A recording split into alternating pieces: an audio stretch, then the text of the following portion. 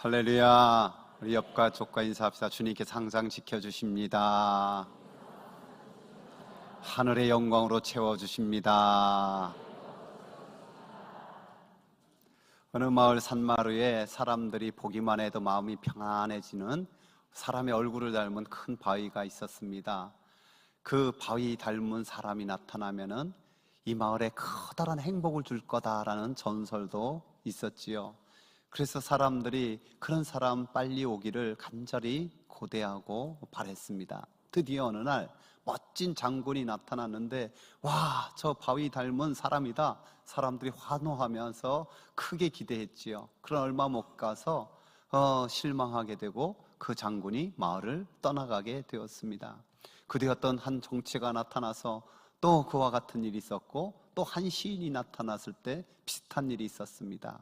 이런 일이 몇 번 반복되고 나자 사람들이 커다란 실망을 했고, 또 이제 그런 사람은 오지 않나 보다 희망을 포기했죠. 그때 그 마을의 한 노인이 주장했습니다. 아닙니다. 우리는 그 희망을 저버려서는 안 됩니다. 언젠가 반드시 저 바위를 닮은 사람이 나타납니다. 그때 석양노을이 붉게 물들었고 마을 사람 중 하나가 소리쳤어요. 저 어네스트를 보세요. 저야말로 저 바위를 그의 얼굴을 닮지 않았습니까? 이 청교도였던 나다넬 호돈이 지은 큰 바위 얼굴 다 알고 있는 내용이잖아요. 근데 이 청교도인 나다넬 호돈이 왜 이 이야기를 썼는지 정확히 아는 사람은 또 그리 많지 않아요.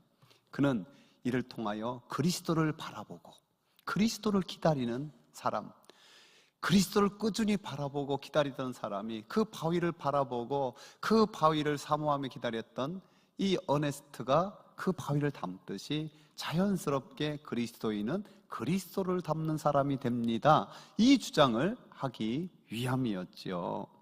여러분, 믿음장의 결론이 무엇입니까? 우리 함께 읽어볼까요? 믿음의 주여 또 온전하게 하시는 이인 예수를 바라보자.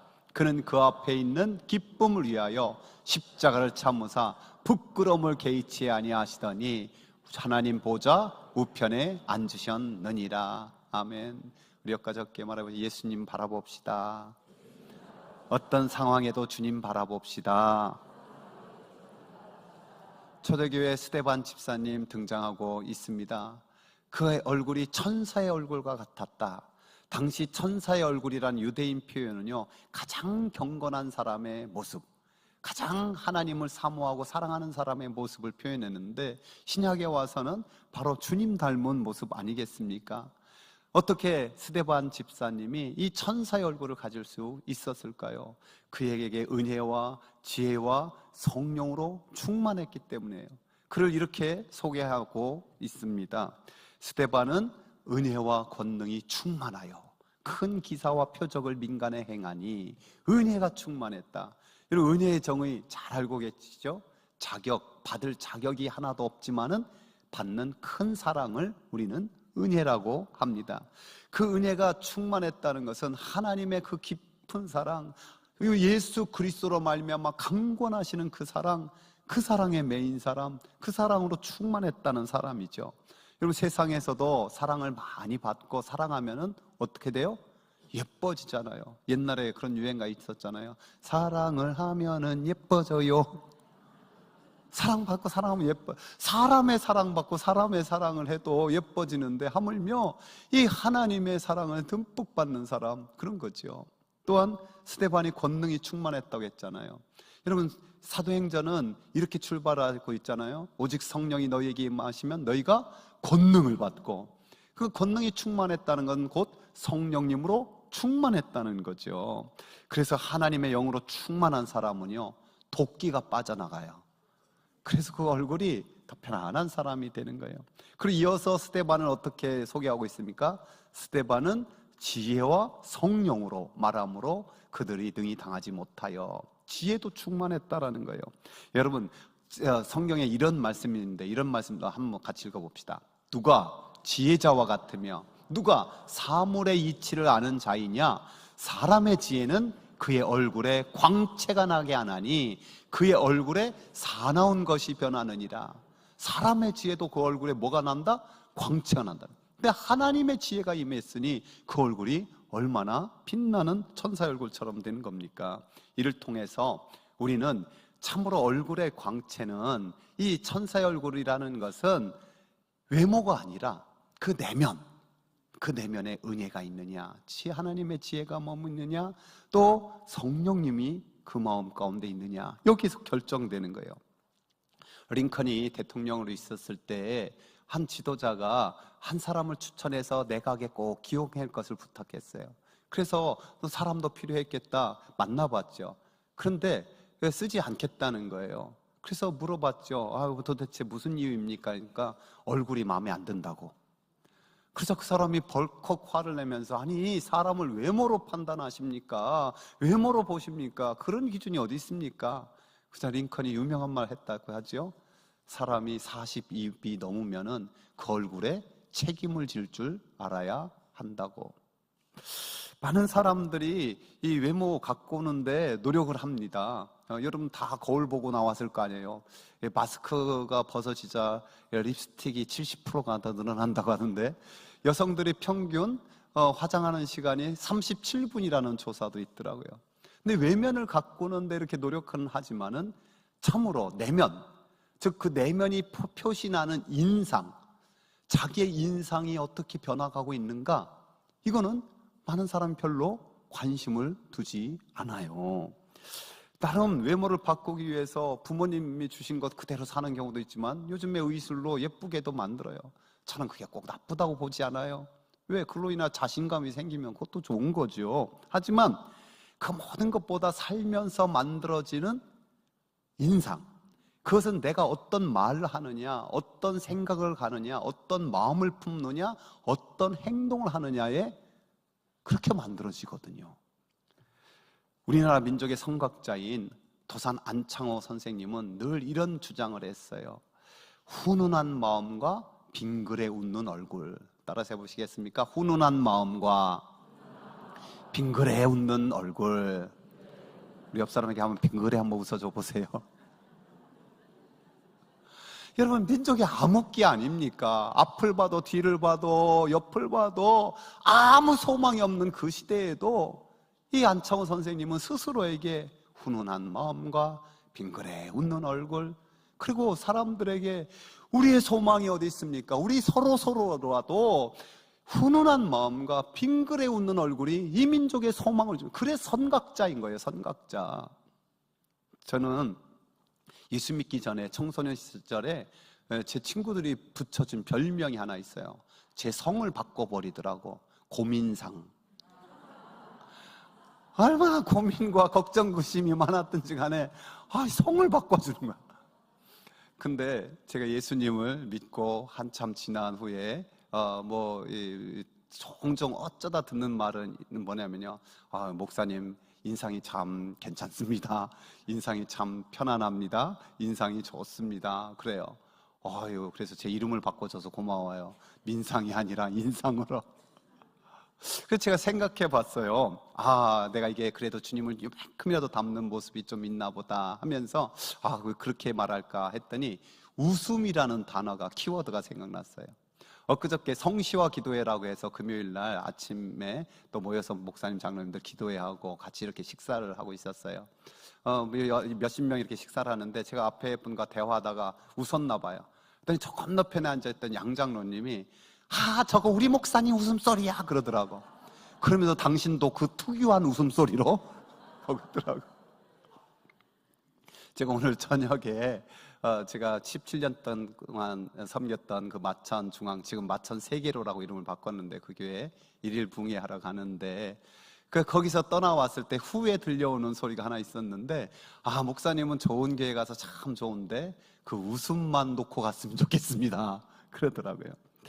그래서 말씀을 준비하다 여러 카피를 보는데요, 멋진 사람은 공통적으로 웃는 사람이다 그러더라고요. 따라서 멋진 사람은 공통적으로 가진 것이 웃는 사람이다. 우리 옆 사람은 축복해. 당신 참 멋진 사람입니다. 사라의 고백을 한번 들어보십시오. 하나님이 나를 웃게 하시니 듣는 자가 다 나와 함께 웃으리로다. 결국 우리는 하나님이 웃게 하시는 자예요. 이 소망을 가진 자마다 지금 현실에도 좀 어렵고 힘들어도 웃을 수 있는 거예요. 그것이 또한 내 얼굴을 만들어가는 거예요. 사랑하는 성도 여러분, 저와 여러분에게 더 큰 은혜가 부어지길 원합니다. 사람의 지식으로만 살려 하지 말고 하나님의 지혜가 머무르길 원합니다. 내 인격, 내 마음대로 안 되지만 성령님으로 다스려 주시길 바랍니다. 그래서 우리 얼굴도 점점 더 변화되기를 주의 이름으로 축복합니다. 스데반에게 은혜가 있었고 지혜가 있었고 성령의 권능이 있었어요. 뿐만 아니라 그는 복음에 확신이 있어서 그 얼굴이 천사처럼 변하게 된 거예요. 지혜와 성령으로 말하는 스데반의 말에 도무지 그 사람들이 당해낼 수가 없는 거예요. 그러자 사람을 사서 모함하는 거예요. 저가 하나님과 모세를 막 대적하고 거슬려서 말하는 거 우리가 들었노라. 그러자 예수님 잡듯이 사람들이 다 스데반 잡아가지고 공회로 끌고 와서 고소합니다. 고소의 내용 두 가지죠. 첫 번째, 저가 성전을 헐어버린다. 나사렛 예수가 성전을 헐어버린다고 그도 주장한다. 여러분, 이 얘기가 왜 나왔습니까? 주님께서 당하신 고소의 내용이기도 하잖아요. 주님을 고소했을 때 주님께서 이렇게 하신 말씀이 있거든요. 너희가 이 성전을 헐라. 내가 사흘 동안에 일으키리라. 예수님이 성전에 가보니까 이거는 성전이 도둑의 구렬이 된 거예요. 그래서 채찍으로 양과 소를 그냥 다 쫓아내버리고 돈 바꾸는 그 환전상 그걸로 폭리 취하는 거 보고 막 뒤집어 엎고 사람들이 꼼짝 못해. 왜?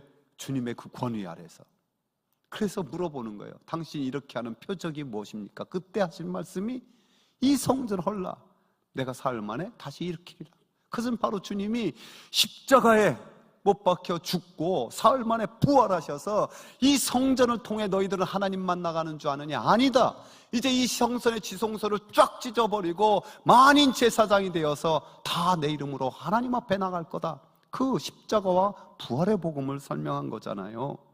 근데 그것을 제대로 몰랐기 때문에 이 제목으로 스데반을 고소하는 거예요. 또한 그들은 율법을 거스리고 고친다라고 고소하고 있습니다. 우리 주님은 율법을 폐하러 오신 분이 아니라 완성하러 오셨어요. 단지 율법의 핑계로 자신의 이익에만 급급했던 이 기득권자들이 당연히 거슬러지는 거죠. 한마디로 당시 유대인들은 하나님을 성전과 율법으로 가두어 놓았어요. 스데반은 그들의 고속거리를 가지고 7장의 장엄한 설교를 하는 거예요. 그 7장의 장엄한 설교가 유대 역사 전체를 가리키는데요, 크게 이 처음에 4명의 족장 이야기, 그리고 출애굽과 광야의 모세를 통한 구원의 이야기, 그리고 다윗의 성전과 솔로몬을 위한 그 통치 시대의 이야기를 쭉 설명하는데, 그 모든 시대에 하나님이 성전에만 있었느냐? 아니, 그들의 역사 속에 동행하였고 그들을 지켜주셨고 인도하여 주셨다. 어느 상황 어떤 때도 하나님은 그들과 동행하였고 참으로 그들의 예배를 받았다. 이걸 강조하는 거 아닙니까? 특별히 요셉 같은 경우 보십시오.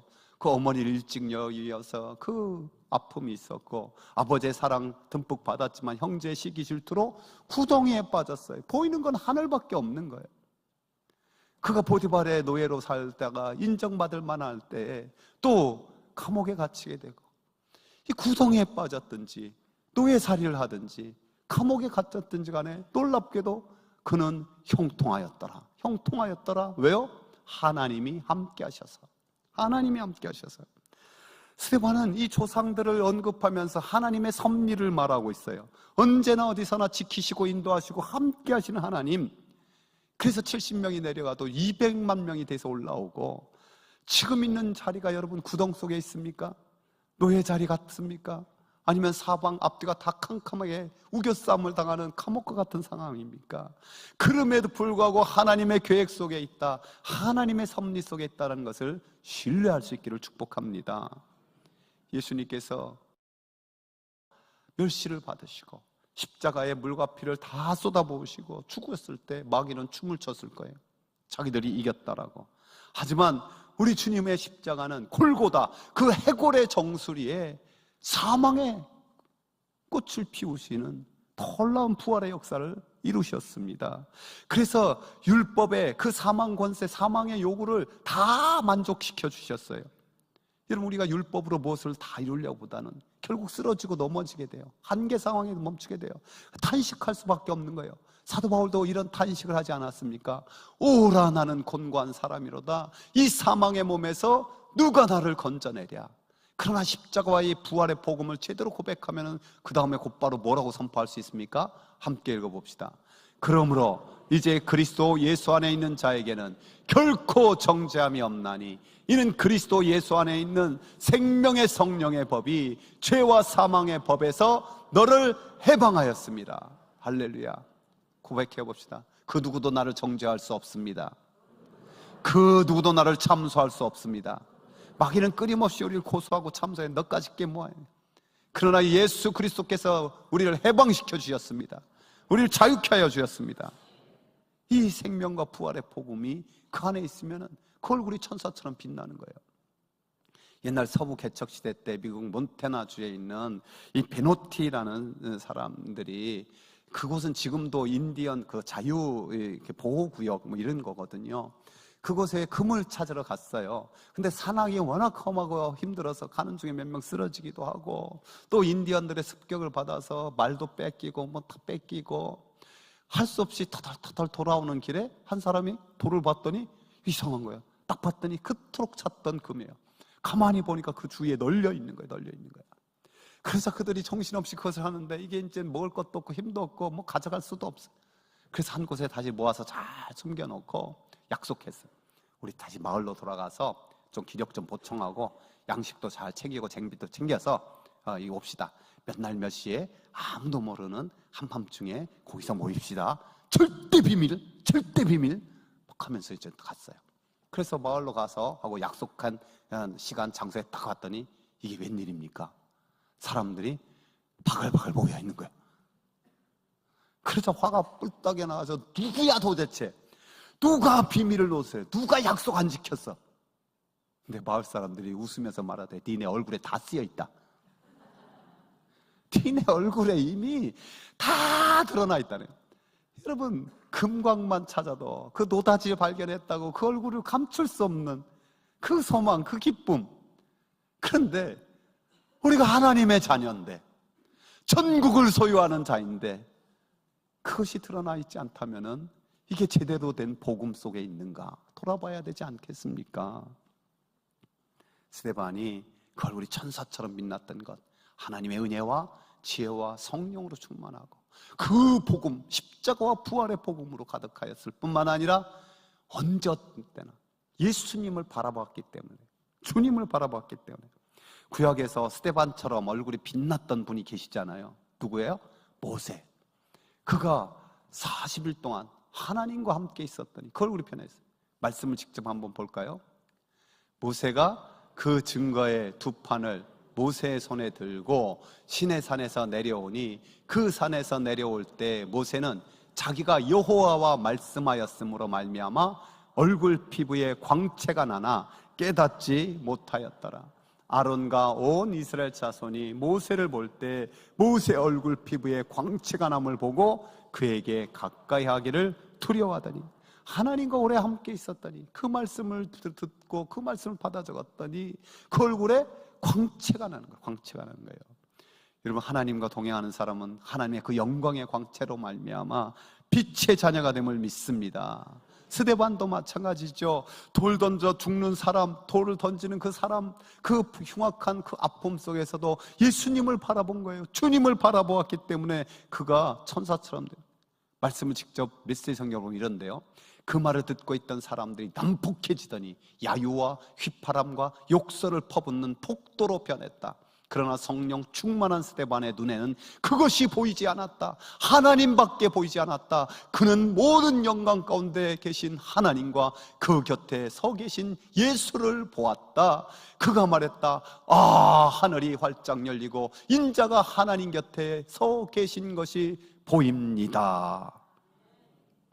우리가 신앙은 이 땅에 두 발을 디디고 서 있지만 눈을 들어 하늘을 쳐다보는, 그래서 그 하나님을 바라보는 사람들, 이 세상에서 살아가지만 십자가에 죽으시고 부활하셔서 지금도 살아계신 그 주님을 바라보는 것 아닙니까? 근데 안타깝게도 이 세상에서 하늘이 닫힌 사람들이야 어쩔 수 없이 땅만 바라본다, 사람만 바라본다 하지만은 하나님을 믿는다면서도 여전히 땅만 바라보는 불쌍한 신앙인들이 있어요. 주님을 바라본다고 하면서도 여전히 사람만 바라보는 그런 경우가 있단 말이에요. 그런 경우는 어떡합니까? 이 세상이 줄 수 없고 알 수도 없는 그 기쁨과 평화를 알지 못하는 자로 살아가요. 주님께서 그 동족 유대인이 안타까워서 하신 말씀이 있어요. 너도 오늘 평화에 관한 일을 알았더라면 좋을 뻔하였거니와 지금 내 눈에 숨겨졌도다.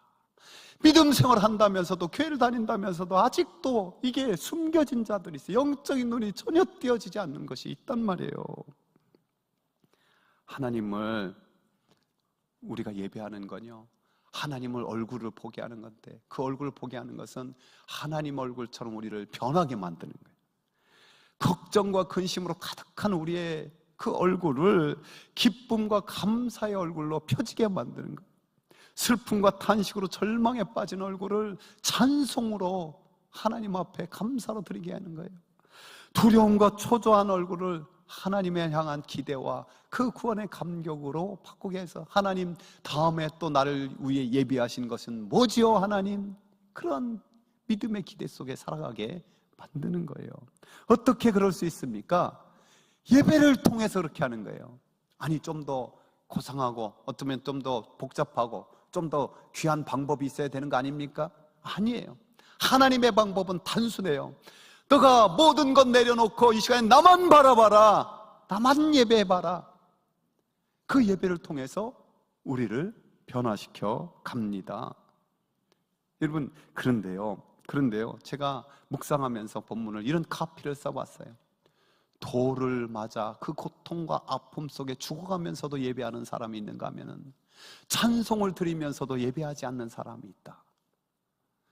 스데반은 돌에 맞아 그 고통 아픔 속에서 예배해요. 주의 얼굴 봐요. 근데 찬송은 부르지만 여전히 생각은 딴 데 있고 입만 뻥긋거리고 영을 담지 못하고 마음을 담지 못하고, 그런 찬송 가운데 예배가 되겠습니까? 혹시 내 영혼이 잠들어 있으면요, 흔들어 깨워야 돼요. 넘어져 있으면 다시 붙들어 일으켜야 돼요. 내 자신에게 설교를 해야 돼요. 어떻게 해요? 이렇게 시인은 선포하고 있습니다. 같이 읽어봅시다. 내 영혼아, 내가 어찌하여 낙심하며 어찌하여 내 속에서 불안해하는가? 너는 하나님께 소망을 두라. 나는 그가 나타나 도우심으로 말미암아 내 하나님을 여전히 찬송하리로다. 우리 가슴을 치며 말해봅시다. 내 영혼아, 내가 어찌하여 낙심하냐? 내 영혼아, 내가 어찌하여 불안해하는가? 너는 하나님을 바라라. 너는 주님을 바라라. 그가 도우신다. 그의 도우심으로 찬송하리로다. 할렐루야. 돌에 맞아 죽어가던 이 스데반 집사님의 예배의 절정은 성경은 이렇게 기록하고 있습니다. 그들이 돌로 스데반을 치니 스데반이 부르짖어 이르되 주 예수여 내 영혼을 받으시옵소서 하고 무릎을 꿇고 크게 불러 이르되 주여 이 죄를 그들에게 돌리지 마옵소서, 이 말을 하고 자니라. 우리 주님의 모습 그대로 얼굴만 담는 게 아니라 그 모습 그대로 하면서 마지막 자니라. 저는 이 말씀을 대할 때마다 우리나라의 고 한경직 목사님이 좀 생각나요. 목사님께 후배 목사들이 물었죠. 어떻게 하면은 목사답게 살 수 있습니까? 목회를 잘할 수 있습니까? 하자 한 목사님 이렇게 대답하셨대요. 목사로 죽을 수 있게 해 주십시오.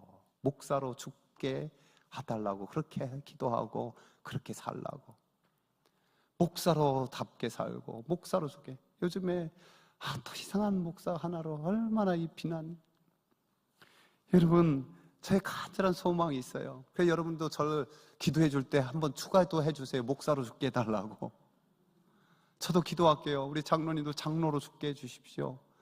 안수 집사님들, 권사님들 안수 집사로 죽고 권사로 죽고 집사님으로 죽고. 근데 우리 모두가 가진 공통의 이름, 성도, 거룩한 하나님의 백성, 거룩한 하나님의 자녀, 그 복음의 사람, 예배자로 살다가 죽게 하여 주십시오. 지금 야유와 비난과 욕설에 얼마나 한국교회를 위해서 쏟아집니까? 여러분 개인에게도 쏟아지지 않습니까?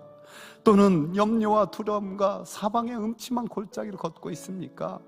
주님을 바라보십시오. 주님을 바라보십시오. 주님이 우리와 함께 하십니다.